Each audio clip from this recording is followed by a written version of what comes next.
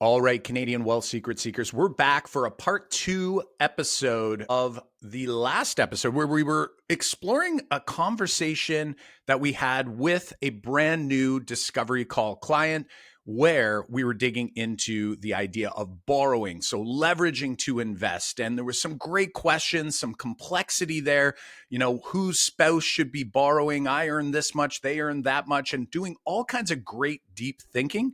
But as we revealed in that episode, there was a lot of missing pieces. And ultimately, today, in today's episode, we're going to talk about the real questions that we should all be answering first before we get to the optimization stage. So let's not waste any time. We're going to dig in. John, from last episode, give us a quick little summary. What happened there and why? What inspired us to kind of have this episode to kind of really talk about the real pebble or the real rock that these individuals should be exploring at this stage in their investment journey? For sure. So just as a reminder, this is the episode that precedes this one. So if you are saying, hey, I missed part 1 or I didn't listen to part 1, you can listen here because I think it'll answer some really important questions, but go back and listen to that first part, which is one episode prior to this, hit that one, then come back and listen to this one. But in that episode, we were talking with Daniel, or we were talking about Daniel, and Daniel approached us because he had one real main question. He was kind of saying, like, I've maxed out my RSPs, I've got maxed out my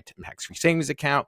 He was making a good income to do those types, some of those things over the years. We summarized that he had about $400 or almost $500,000 in income as a family to kind of do those types of moves. And his main question was to start looking at, like, how can I use the Smith maneuver, and then, like, do I put it in my wife's name because she makes significantly less, or do I put the investment in my name? And then we talked in that episode about the advantages of doing one versus the other for tax purposes and thinking about the future. So we're not going to specifically go into the answer to that question. That's what that episode was. But what alluded to in that episode is that even though that was his main question, the question that we really needed the answer to, and he needed the answer to as well, is what we call the vision question, which is our stage 1 of our any healthy wealth plan, which is what are we trying to do? And most times what we're trying to do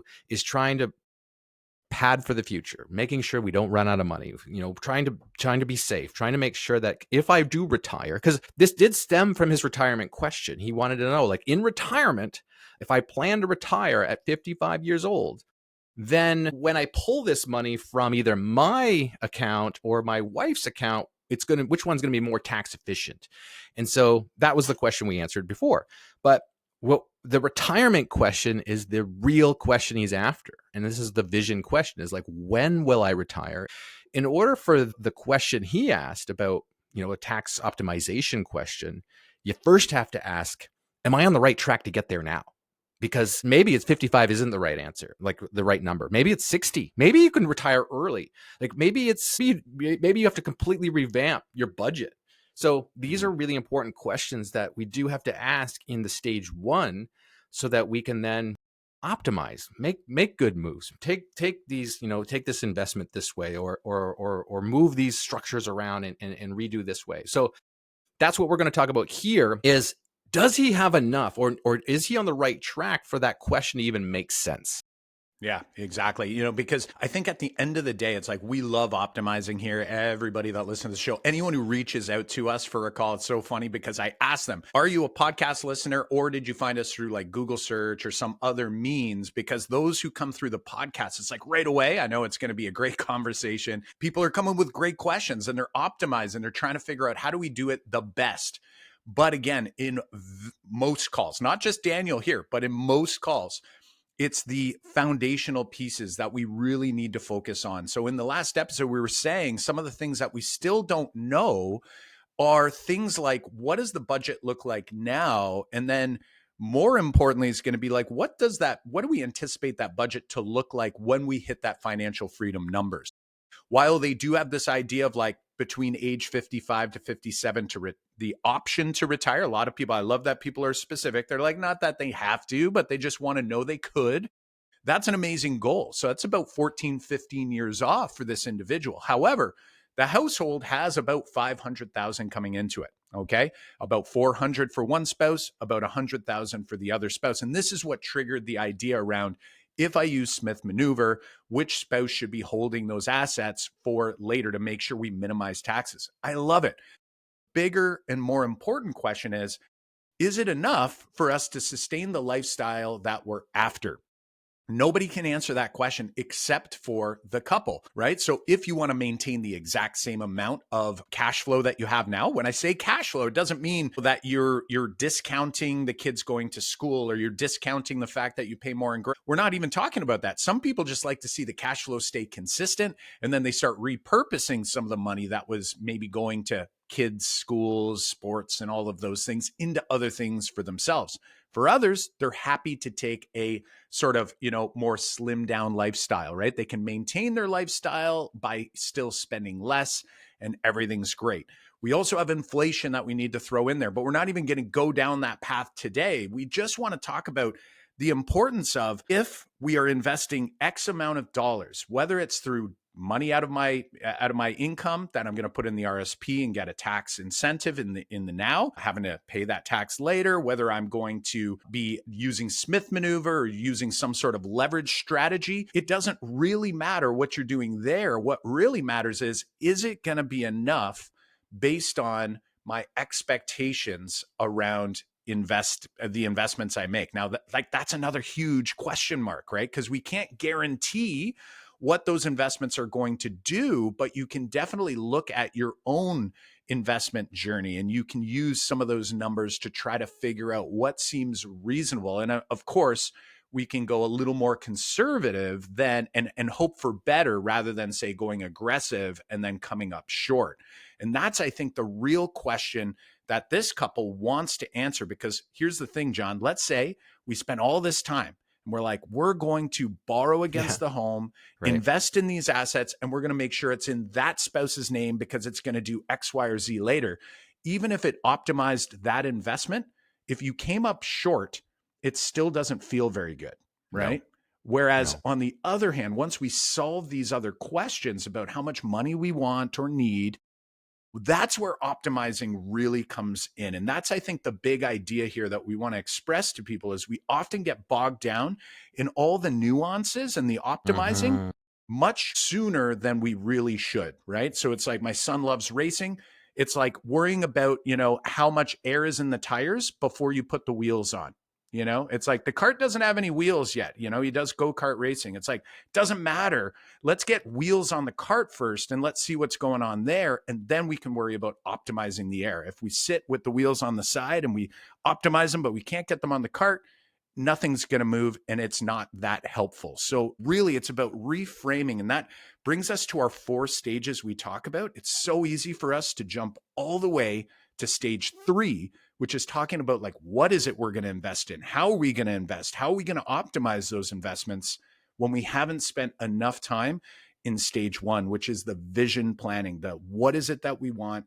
How are we going to get there? What do we need to do to get there, so that we can work backwards from those answers in order to help guide us through the other stages? So let's dig in with him on stage 1. Like, what, in a way, here's a disclaimer as well. It's possible he did this. It's possible he knows these numbers. It's possible he is doing all the right things for him to be working through optimization in stage 3. At the time of the call, we didn't know this, right? So we didn't know that he had done this work, and we were talking about solving that particular problem. So and what we're going to do is walk through a rough numbers calculation, a rough numbers plan that you could also do to figure out, are you on track to hit, say, your freedom number, your fire number, or your retirement number, or because most people have an idea of when they want to retire. Mm-hmm. And knowing that can help you reverse engineer whether you're on the right track or not. So let's dig into that for Daniel here, taking some of the numbers that he communicated to us, because we talked about, like, deciding whether we have the right amount of number or the right amount now, and we're doing the right things to get there. And like him, most people assume they are going to be able to retire at some point. Sometimes it's like, we know exactly. Sometimes it's like, well, I'm sure I'll be able to retire somewhere in there, and it'd be fine. Now, we're going to use some rules of thumb here for a sec as well.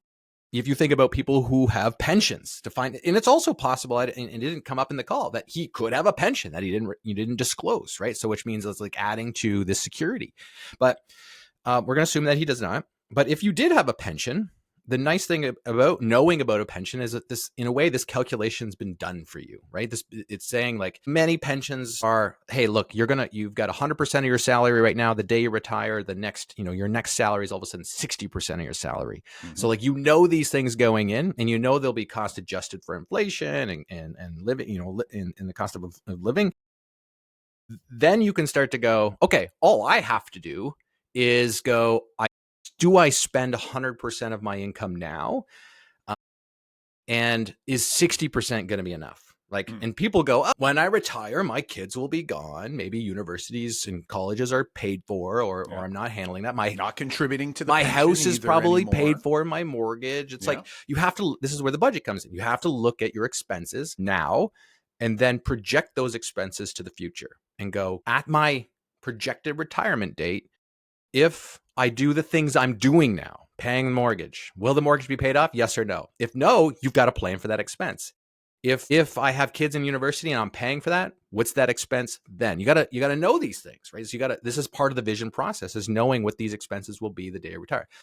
You got to know what your expense number is. And so that you can then go, all right, let's project these numbers to the future, and then go, is my 60% going to cover that if you have a pension? Sometimes you say yes, sometimes you say if no, you have to say, well, what else am I going to do to supplement this? And now let's assume you don't have a pension. So now what you're going to want to do is go, and this person, so Daniel here, he reported, hey, he's got this amount in RSPs. He's got this amount in tax-free savings account. He's got, in both his name and his wife's name. So what we did here is thinking about his assets. And what we took is his current assets. We excluded his home. And this is what you might want to do too, because you have to go, okay, if I don't have a pension and I'm going to take all my assets that I'm going to liquidate when I go to retire, I'm going to stop contributing to them and I'm going to start withdrawing from them. And so I'm going to take all of those assets I want to start withdrawing from. So I might exclude the value of my home in my net asset calculation because I don't want to liquidate my home. And so you're going to take that, you're going to find the future value of that. You're going to project that all the way to the future and go, hey, what does that look like? So I think when we did this for Daniel, we took all his assets and we projected them without the value of his home. And I think what Kyle came up to like 4.5 million. Yeah. Assuming that he kind of continues doing what he's doing that we know about. And again, there's some asterisks there. I think we did it as if he wasn't doing anything. He stopped contributing to anything. We just took the assets and moved them forward. Actually, you are correct. Yes, that is correct. So yeah, without putting any additional funds in, let that sort of quote unquote ride as is to go. Like, imagine you just kept living and you just let that stuff grow. Mm-hmm. We came up to about $4.5 million, right? And I believe we had used 7% as an average rate of return. Now, once again, it's another asterisk. Is that reasonable for him based on what's been going on up to now? Or is that reasonable moving forward? That's really up for them to sort of decide. And we can help them with that by exploring what they're investing in. But yeah, that's the starting point. And then we looked at that and we said, John, if we use a basic, and I know it's very basic, like rough, like we're just a starting point here. You go, if you use the 4% rule, and there's even new articles out now that the 4% rule is more like the 4.8% rule seems reasonable. And, all of these things, we like to be conservative. When I run my own numbers, full disclosure, I usually use 3% because you know why? I want to have too much. I'll be honest, like call me selfish. I want to make sure that I'm okay. But here we're using 4%. And we sort of back map that and we go, okay, so if they stop contributing and they just let things ride, we're looking at about $180,000. So he needs $180,000 of income to pull from that asset. Now, if he but he pulls $188,000 using the 4% rule. Generally, the 4% rule is saying you're not going to run out of money. Generally, yeah. So now you say, I'm using the 4% rule. If my income now is $180,000, I'm good. Now here's the rub for Daniel. His current income is $400-ish thousand. So you're going to go from $400 and something thousand plus a spouse's income of about $100. Yeah. And So 500,000 for the right, household to before tax. to go down to 180. So this is the question. Now, remember, we assume that he does nothing from here on forward. And why we did that is because we want to calculate what will we need to do to get there. Maybe we're already there. And that's that part. It's like maybe we don't have to contribute anything more. We just have to let it grow and we'll be fine. So now Daniel has to have the hard like calculation. If I took all my expenses and I brought them forward and I looked at my $180,000 in, 15 years, if that's my retirement date, do they line up? Is it enough to cover those expenses? And if so, pat yourself on the back. You've done everything up to this point right to cover your living expenses moving forward at your date of retirement. You do nothing from here on out and you'll be fine. So now, to go from 400 or 5K family income down to 200 is probably not likely for him, is because like you said, the rule of thumb for most people who have pensions is 60%. This is less than 50%. So is he willing to take a 50% cut in his, in his income to live his life and do nothing? So that's probably not likely. So the question now, Kyle, I'm going to pose to you is, if that isn't enough, what is enough, which we don't know because he'll needs to calculate that. And then let's assume he wanted to maintain his 100% of his income. What does he need to do now to make that happen? Because that's the real questions before the stage 3 questions actually come out. 100%. I think the real question, as you had mentioned, is exactly that, is like going, okay, so I have to know now. And you had mentioned about bringing those expenses forward. And there's sort of two big things that you have to do when you push those expenses forward, say 14 years, 15 years out to retirement. One is we have to consider which ones are going to stay and then which ones are going to go, right? So there's some, kids that are no longer around and so forth. Some people choose to say, let's pretend that I'm still going to have to support those kids. Or in your mind, you're going, I would much rather just have this extra cash flow just in case, right? It depends how defensive you want to be. But as you project them out, you also have to use inflation, right? So you have to go, average rate of inflation is at 3%. I mean, on average over, the last 30 to 50 years, I believe is somewhere closer to 4. There was a dramatic inflation in the 80s, right? That pushes that up. How aggressive do you want to be on that number? So as you inflate those expenses and you push them out 14, 15 years, you'll then know about how much are we going to need. Now, we haven't even talked about the fact that, some of these buckets are going to be taxed. The tax-free savings account's not going to be taxed. There's capital gains. Like there's all these other nuances, but those are optimization strategies that we want to do when we know there's enough, right? Like, and you never want to calculate, in my opinion, when you're planning, you always want to calculate to have more than enough, right? So that there's never an issue there. And that's where a lot of this type of work really comes in. So that now, once we know what we need, we can then go back and we can say, okay, so what do I need that 4.5 million net worth, excluding my home? What do I need that number to be if I'm going to use the 4% rule or the 3% rule or the 4.8%? You get to decide, right? And of course, that number is going to shift depending on what you're invested in, right? So these are things that we need to consider. And I would argue the bigger question, and probably the biggest question for everyone listening to this show, right? Everyone listening to this show usually is here because they do want to optimize. They do want to have financial freedom, but it really all starts with, what is it that I truly want? And remember, when you decide what you truly want, that doesn't mean that that's all you're allowed to get. This is one of the biggest pieces that I think we struggle with why we don't necessarily put that number down. We use vague terms like, I want to get to a place where I can retire if I want. Those are vague and it's very difficult to quantify. So you want to get to a number where you're like, if I can hit this number, I know I'm there. And it doesn't mean you have to stop. And it doesn't mean that that's all you'll have. And it doesn't mean that when you pass away, you have to have nothing left. You'll notice in today's episode, we've intentionally excluded the equity in the primary residence, right? So that home's going to be worth something. Why do we do that? Because we don't want, and this is personal, but we personally don't want to feel as though we need to sell our home in order to fund our lifestyle freedom down the road, right? So that's what we're planning for.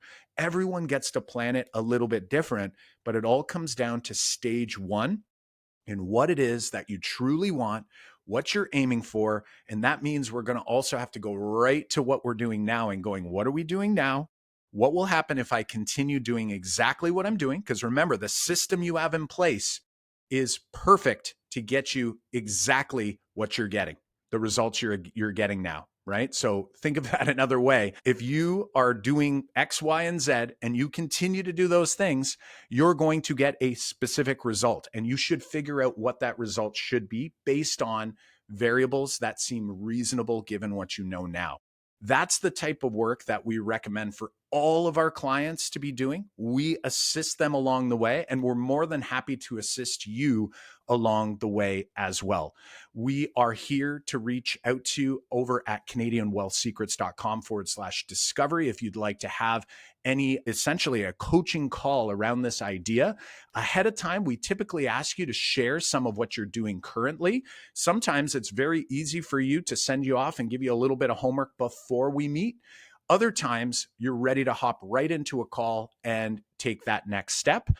Head on over to CanadianWealthSecrets.com/discovery so you can book your call today. And if you're curious to know where you're doing well in your wealth building journey and where you can improve and where that, real rock is that you want to be focusing on now, you should head over to our assessment over at CanadianWealthSecrets.com/pathways, and you can take our quick pathways assessment to get your next step report. All right, my friends, it's been a blast. I hope you've enjoyed this episode. Do us a huge solid. Ratings and reviews go so far in order to reach more amazing wealth building Canadians just like you.